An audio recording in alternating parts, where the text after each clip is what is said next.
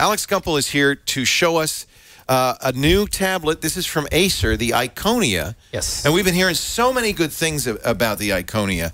I'm dying to see it. Now, I notice you have your Microsoft Surface. As for my notes. Okay. Now, is this Windows 8 Pro? This is Windows 8, not Pro, just regular Windows 8. So it's RT? Not RT. So there's regular Windows 8? Windows 8, they come in regular and Pro. Oh, because I was confused because laptops, they call it the Surface Pro. I thought all Windows 8 was a Pro. No, so the this is Windows 8. The cheaper Windows tablets come with just regular Windows 8. The higher Well, that's an issue. What do I lose if I don't have... It's mostly just like domain joining and business stuff that you don't really need. The high-end stuff. All right.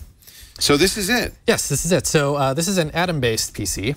It's not an i5, but it's not an ARM either. So it's an Intel chip, but the Atom, remember we saw a lot of Atoms in the early days of netbooks. They were really low and slow and junky. This is a better Atom than that. No, it's still slow and junky. Yeah. This is kind of right in between an ARM tablet and an i5 tablet. Okay. Wait a minute, you just broke it. Yeah, I broke it. I took it apart. So it comes right off. It comes with this dock, or some of them come with the dock, depending on what. And it feels like it's heavy enough. It feels like there must be more battery. There is a battery in there, which about doubles your battery life almost. That's great. Which is very nice. Snaps in securely and easily. Yes, it does. And it's got a 10.1-inch screen. It's got an 8-megapixel camera on the back, which is all right. It's I don't know if you could really see it much there, but it's there we go. Yeah, it's like a camera phone. It's grainy, but it's not. Yeah, it's all right. It's not much different from a camera phone. But what idiot takes pictures with a tablet? Now, what's funny is this is this is an ultrabook-sized thing, but because of the battery and the keyboard, it actually feels kind of heavy. How much does that weigh? I don't know. I couldn't find it on. It feels like 3.5 pounds. But it is. Yeah, with the dock, it's heavy. But as a tablet, it's actually light. Oh, you're right. Yeah. Oh, that's so funny. This is lighter than the usual tablet. Right. This actually is really nice as just a tablet. And most of the weight then is coming from the extra battery, and the keyboard and all the other stuff. All right. Well, this is. Let me. Can I touch it? Yeah. May I touch it? Touch it all you like, Leo. So it's a touchscreen tablet. Let me just touch the Windows key. Oh, is it? Okay, there we go. It feels fairly snappy. I mean, it doesn't feel slow. No, it's about performance-wise, it's about the same as the ARM, except this actually runs a desktop, and you can install any old Windows apps. Well, and that's the thing. I've been using the Surface RT most of the time, and so this doesn't feel slow to me because it's kind of like an RT. That's not bad. This is not bad. Yeah, and like I put Photoshop in there just to see how that works. What kind of work? Really, Photoshop? It works, and it actually works fine for basic stuff. If you load up a giant image and do a lot of processing, then it probably will slow down a lot. But for basic stuff, it's fine. Now the screen looks a little maybe dim to me. It's not an IPS screen. It is an IPS screen. It's actually it's very nice. It might just be. We could just brighten it up. There we go. Shake it. That always makes it better. Yeah. Oh yeah, the brightness is way down. There we go. Oh, that's good. Oh yeah, that's much better. Yeah. And now the angle's pretty good. That's one way you can always tell an IPS screen is it looks good off angle. Yeah, it's a very nice screen. And it has a nice layer of glass on it. The response feels good. It's a little glary, but a lot of these touch screens are. One of my complaints is that the material of it, it's plastic, but it so wishes it was aluminum.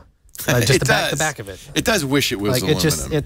They make it look like it's aluminum, but it's just tacky plastic, and it's really kind of cheap feeling because of that. Well, is it a cheap computer because of that?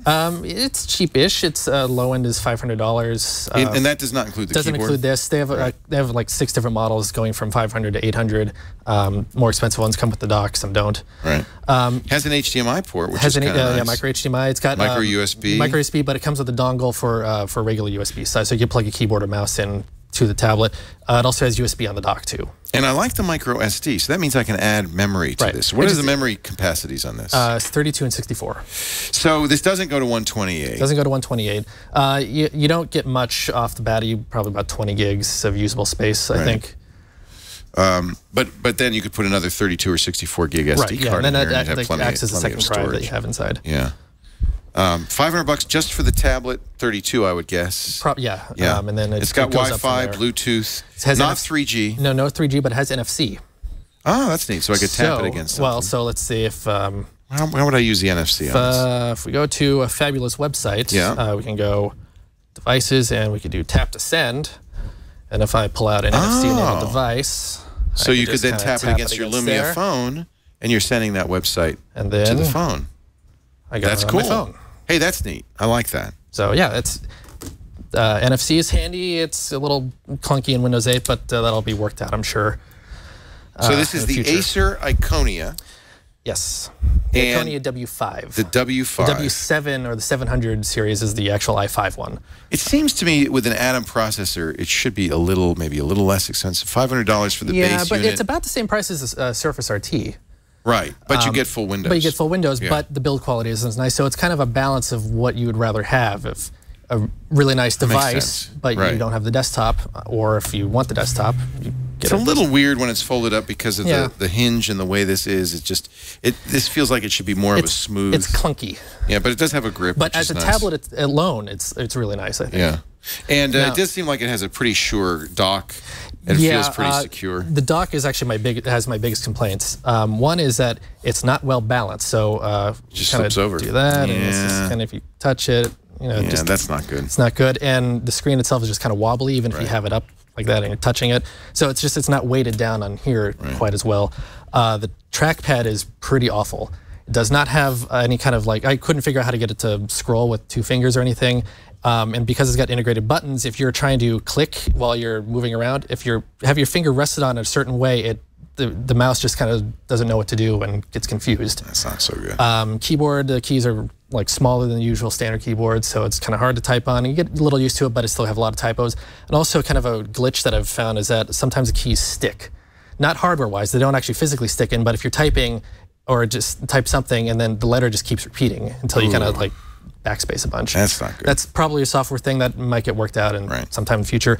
Another glitch I've had with this one is it's crashed on me a bunch of times. Usually when it's either trying to wake up from sleep or about to go into sleep, it just freezes and I can't do anything. And that's not a problem with Windows 8. You think that's the hardware? I mean, it could be the hardware, and who knows. And it also might just be this one device. It may not be in all of them. And restoring Windows to the factory settings might fix that. It's hard to say, but you have to hold the button down, turn it off, turn it back on to fix it. That's kind of annoying. Yeah. Pros and cons on the Iconia W5. Battery life is really good. How much? Probably about a day with just a tablet, about a day and a half with the tablet and the dock. That's really good. Standard, regular use. Yeah. It runs a little warm right in the corner here when you kind of do anything, really. But that's not an issue. It doesn't get too hot. You'd almost expect that. That's probably where the CPU is, yeah. Screen, like I said, is really nice. No fan in this. No fan. So it's quiet. Right, yeah. So battery life, screen, and that has full Windows 8 is a really nice plus because I could have my desktop how I normally have my desktop and run apps like usual. You mentioned some of the cons are physical cons. Right. So the con is the dock kind of all in one is a con, I would say. Just all the things I said about it. Also the trackpad and just kind of generally cheap feeling. So what do you think? If somebody's in the market for Windows 8, it's a fairly inexpensive device. I mean, I'm calling it a try, but it really depends on what you need. Like I said, it's kind of in between a Surface and a real i5 thing. So it kind of depends if it as a primary device, I would say no. As a secondary device or companion, like a Surface, it's nice, and then you get the desktop too. So it just really depends on what you need and what you already have. All right, so a try. For the Acer Iconia. You're right, it's a little warm.